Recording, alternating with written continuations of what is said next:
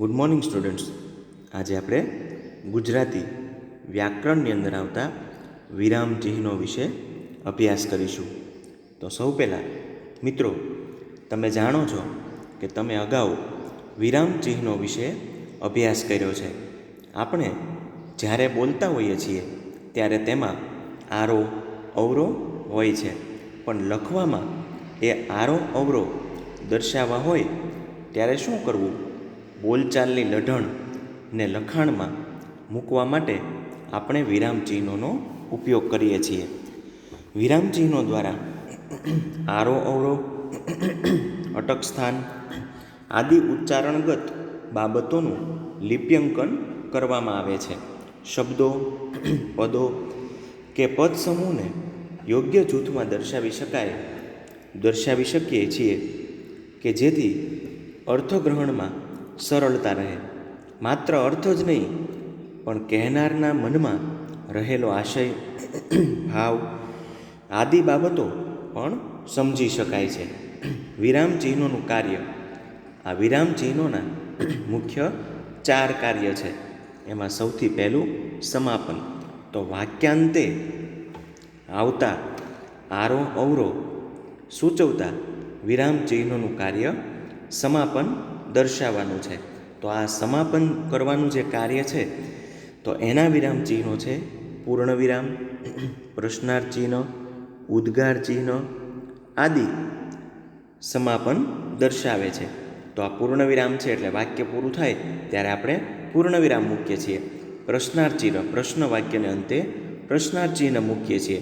ઉદ્ગાર એટલે કે નવાઈ, આશ્ચર્ય, ક્રોધ, કોઈ લાગણી સૂચક જ્યારે ભાવ દર્શાવીએ ત્યારે ઉદ્ગાર ચિહ્ન દર્શાવવામાં આવે છે.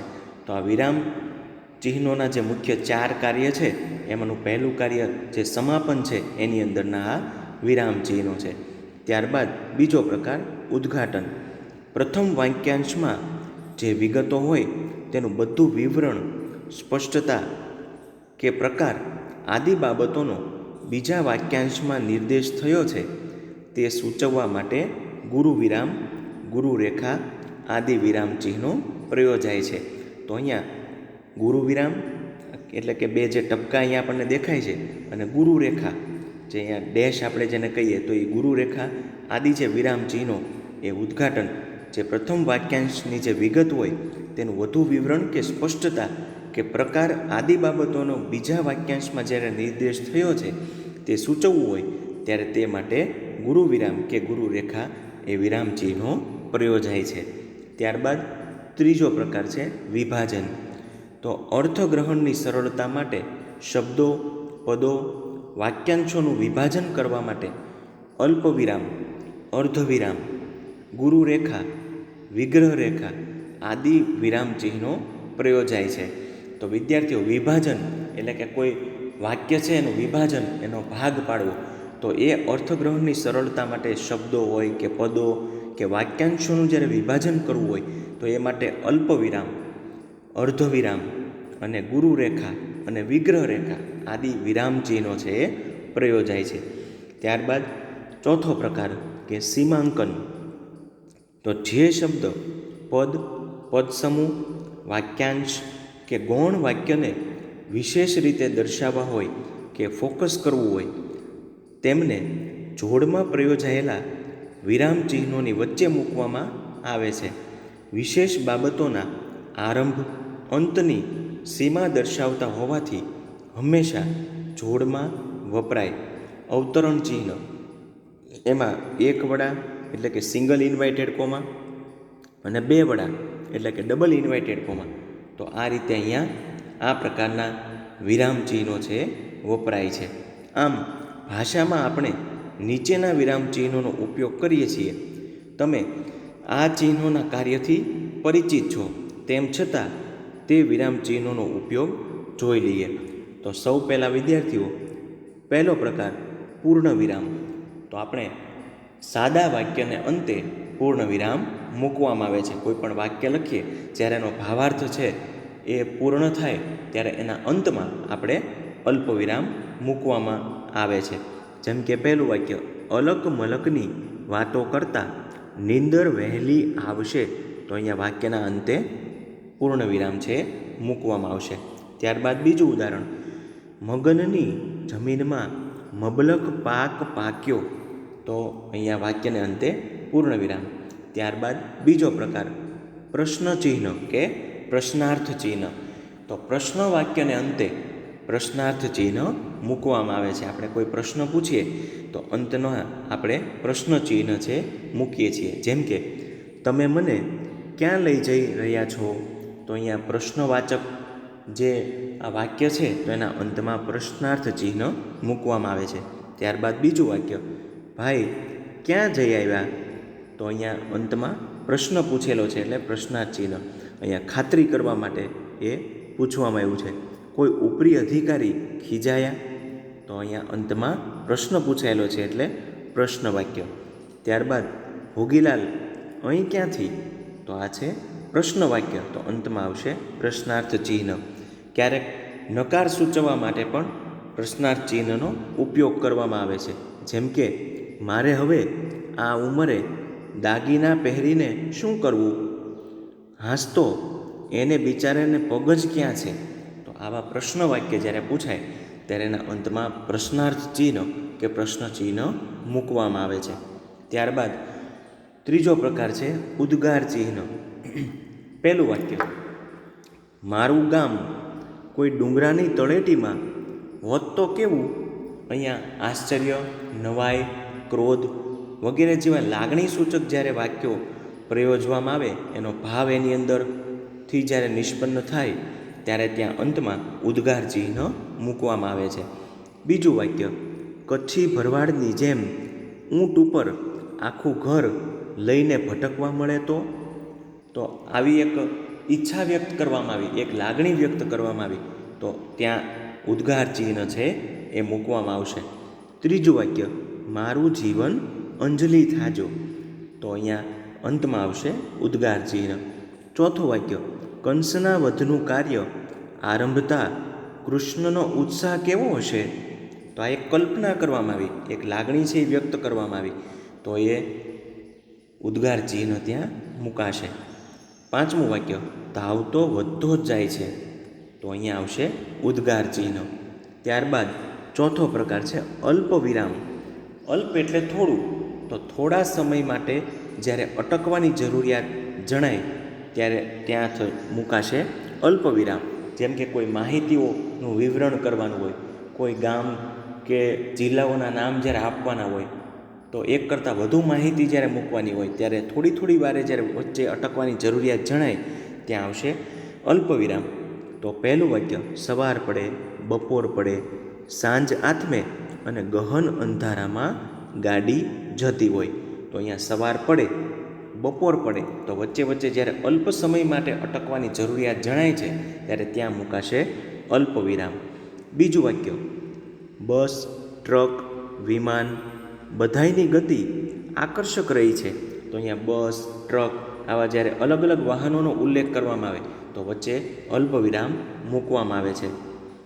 ત્રીજું વાક્ય, એમની આંખ સામે તો વાતમાં છણકા કરતી, તો અહીંયા કરતી પછી આપણે અલ્પ સમય માટે અટક્યા તો અહીંયા અલ્પ વિરામ મૂકાશે. આંખમાંથી અગન તણખા વેરતી, ખોટા રૂસણા લેતી, વળી પાછી પતિના પ્રેમોપચારે રીઝી જતી, અજબ નટખટ ને નખરાળી નવોઢા રમી રહી હતી, તો અહીંયા વચ્ચે જ્યાં વાક્યની અંદર અટકવાનું જ્યાં બને ત્યાં અલ્પ વિરામ મૂકવામાં આવે છે. ચોથું વાક્ય, પ્રકૃતજનોને આ શરણાઈની સુરાવલી સમજાય કે ન સમજાય પણ મંત્રમુગ્ધ બનીને ડોલી ઉઠે. ત્યારબાદ પાંચમું વાક્ય, ગાડીમાં બારી પાસે બેસી ગામ, ખેતર, નદી, નગર જોયા છે, તો અહીંયા અલ્પ વિરામ આ રીતે અલ્પ સમય માટે અટકવાનું હોય ત્યાં મૂકી શકાય. ત્યારબાદ પાંચમું પ્રકાર છે અર્ધ વિરામ. હવે હું અહીં કુરિયન નથી રહ્યો, હું માત્ર ઉપરી અમલદારનો ભાણેજ જ રહ્યો છું, જે મને મંજૂર નથી. તો અહીંયા આખો વાક્યની અંદર જે કહેવાનો ભાવાર્થ છે એ અડધો જ્યારે પૂરો થઈ જાય ત્યારે ત્યાં અર્ધ વિરામ મૂકવામાં આવે છે. ઘણીવાર વિચાર વિસ્તારની બે પંક્તિઓ હોય તો એક પંક્તિ પૂરી થાય તો આખે આખો કહેવાનો જે ભાવાર્થ છે એ અડધો પૂરો થાય ત્યારે ત્યાં અર્ધ વિરામ છે એ મૂકવામાં આવે છે. ત્યારબાદ છઠ્ઠો પ્રકાર ગુરુ વિરામ. તો ગુરુ વિરામ કે બે ટપકાઓ જે આપણે મૂકીએ છીએ, કોઈ માહિતી જ્યારે એનું વર્ણન કરવાનું હોય, એ માહિતી જ્યારે ક્રમબદ્ધ મૂકવાની હોય તો એ પહેલાં આપણે ગુરુ વિરામ મૂકવામાં આવે છે. તો ઋતુઓ 3 છે, શિયાળો, ઉનાળો, ચોમાસું. તો અહીંયા ઋતુઓ 3 છે એ પછી જ્યારે ત્રણેય ઋતુઓનો જ્યારે ઉલ્લેખ કરવામાં આવે તો આવી જ્યારે માહિતી જ્યારે પૂરેપૂરી દર્શાવવામાં આવે ત્યારે તે પહેલાં ગુરુ વિરામ છે એ મૂકવામાં આવે છે. ત્યારબાદ ક્રિયા વિશેષણને મુખ્ય 2 વર્ગમાં વહેંચાય. પછી એની પૂર્ણ માહિતી આપણે આપીએ છીએ કે પહેલું મૂળ ક્રિયા વિશેષણ, 2 સાધિત ક્રિયા વિશેષણ. તો ઉપરમાં જેમ ઋતુઓ ત્રણેયનો ઉલ્લેખ કરવાનો હતો ત્યારે આપણે ગુરુ વિરામ છે એ મૂક્યું, તો એ જ રીતે ક્રિયા વિશેષણના મુખ્ય 2 વર્ગમાં વહેંચાય. કયા 2 વર્ગ? તો એ જ્યારે બંને માહિતીઓ આપણે આપી તો એ અગાઉ ગુરુ વિરામ છે એ મૂકવામાં આવે છે. ત્યારબાદ ટપકા 7મો જે પ્રકાર છે તો એ ક્યાં મૂકવામાં આવે? તો વાત અધૂરી રહી છે, વાક્ય કપાયું છે તે દર્શાવવા માટે. વિદ્યાર્થીઓ, ઘણીવાર આપણે અગાઉ પણ જોયું કે જ્યારે વાક્ય જ્યારે આપણી સામે હોય એ વાક્ય પૂરેપૂરું લખવામાં નથી આવતું, પણ એ અધૂરું વાક્ય મૂકી અને ટપકા એમાં મૂકવામાં આવે છે. તો એ વાક્ય છે એના ટપકા પછી કાંઈક ભાવાર્થ છે એ આપણને વગર કીધે સમજાવી દેવામાં આવે ત્યારે ત્યાં ટપકા મૂકવામાં આવે છે. જેમ કે રામશંકર બાપાનો બોલ એ મારે મન ભગવાનનો. અહીંયા બોલ એ અહીંયા સૂચવવા માગે છે પણ ત્યાં પૂરેપૂરું લખ્યું નથી, પણ અહીંયા ટપકા મૂકી અને વાક્યને અધૂરું મૂક્યું છે કે એનો ભાવાર્થ છે વગર કીધે પણ આમાં કહેવામાં આવે છે. ત્યારબાદ બીજું વાક્ય સ્વાર્થને સારા મિત્રને ગરદન મારનાર. તો અહીંયા આ રીતે વાક્ય જ્યારે અધૂરું મૂકી દેવામાં આવે અને ટપકા કરવામાં આવે તો આ પ્રકાર છે ટપકા. ત્યારબાદ 8મો પ્રકાર અવતરણ. તો અવતરણ કે આપણે અગાઉ જોયું કે 1 વડા અને 2 વડા એટલે કે સિંગલ ઇન્વાઇટેડ કોમા અને ડબલ ઇન્વાઇટેડ કોમા. તો સિંગલ ઇન્વાઇટેડ 1 વડું અવતરણ ચિહ્ન ક્યાં મૂકવામાં આવશે? તો કોઈ ખાસ નામ હોય, જેમ કે કોઈના ઘરનું નામ હોય, કોઈ ખાસ પુસ્તક હોય જેમ કે ભગવદ્ ગીતા છે કે મહાભારત છે, તો આવા ખાસ પુસ્તકો હોય તો ત્યાં સિંગલ ઇન્વાઇટેડ કોમા અને ડબલ ઇન્વાઇટેડ 2 વડા અવતરણ ચિહ્ન કે કોઈના બોલેલા શબ્દો જ્યારે આપણે રજૂ કરીએ કે ગાંધીજીએ કહ્યું કે મારું જીવન એ જ મારો સંદેશ, તો આમ કોઈના કીધેલા વાક્યો જ્યારે આપણે મૂકતા હોઈએ ત્યારે 2 વડા એટલે કે ડબલ ઇન્વાઇટેડ કોમા મૂકવામાં આવે. તો અહીંયા ઉદાહરણ જોઈએ કે તેમણે કહ્યું ભાઈ ક્યાં જઈ આવ્યા, આ આંખે શું થયું છે? તો કોઈના બોલેલા શબ્દો જ્યારે આપણે અહીંયા મૂકીએ ત્યારે ત્યાં ડબલ ઇન્વાઇટેડ કોમા મૂકવામાં આવે. ત્યારબાદ મેં ઉત્તર દીધો આંજણી થઈ છે માટે ડૉક્ટર પાસે ગયો હતો. તો આ રીતે વાક્યની અંદર અવતરણ ચિહ્નો મૂકવામાં આવે. ત્યારબાદ 9મો પ્રકાર વિગ્રહ રેખા. તો આપણે ઘણીવાર સુખ દુઃખ, માતા પિતા એ પ્રકારે જ્યારે કોઈ એવા શબ્દો હોય કે જેને આપણે આમ છૂટા નથી પાડતા પણ વચ્ચે વિગ્રહ એને અલગ બતાવવાના હોય ત્યારે વચ્ચે જે આપણે ડેશ મૂકીએ છીએ એને કહેવાય વિગ્રહ રેખા. તેનું ઉદાહરણ જોઈએ. પહેલું વાક્ય કે એ લોકો નરસિંહ મીરાને અરે સુંદરમ રાજેન્દ્ર મકરંદને કેવી રીતે વાંચશે? તો અહીંયા નરસિંહ મીરા, સુંદરમ રાજેન્દ્ર, મકરંદ આ બધા અલગ અલગ કવિઓ છે, તો એની વચ્ચે વિગ્રહ રેખા છે એ મૂકવામાં આવશે. ત્યારબાદ બીજું વાક્ય મેં મારા દીકરાને કહ્યું બેટા 100 ટચનું સોનું, ઘરેણું તો એક જ છે ભણતર. તો વિદ્યાર્થીઓ અહીંયા ડબલ ઇન્વાઇટેડ કોમા, ત્યારબાદ અલ્પવિરામ, ત્યારબાદ વિગ્રહ રેખા, ત્યારબાદ ગુરુ વિરામ અને સિંગલ ઇન્વાઇટેડ કોમા દરેકે દરેક જે વિરામ ચિહ્નો અહીંયા આપણને જોવા મળે છે. ત્યારબાદ 10મું વિરામ ચિહ્ન લોપ ચિહ્ન. તો અહીંયા ઘણી બધી વાર આપણે વાક્યમાં કોઈ શબ્દ છે એ પૂરેપૂરો લખવામાં નથી આવતો પણ અધૂરો શબ્દ મૂકવામાં આવે અને ઉપર લોપ ચિહ્ન મૂકી દેવામાં આવે, જેના લીધે આપણે એનો આખે આખો ભાવાર્થ છે એ સમજી જઈએ છીએ. અહીંયા પહેલું વાક્ય છે કો આવી વાત સૂર્યની કરે તે આગળ લઈ ચાંચ જ ધરે. અહીંયા વિચાર વિસ્તાર છે કે કોઈ કાવ્ય પંક્તિ હોય કે કોઈ લોકગીત હોય ત્યારે ખાસ કરીને આવા લોપ ચિહ્નો મુકાય છે.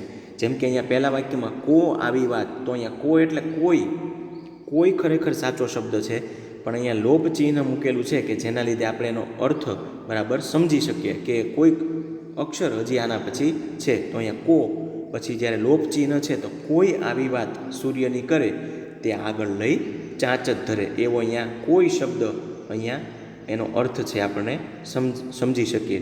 ત્યારબાદ બીજું વાક્ય, મેને મારા વરે મહેનત કરવા માંડી.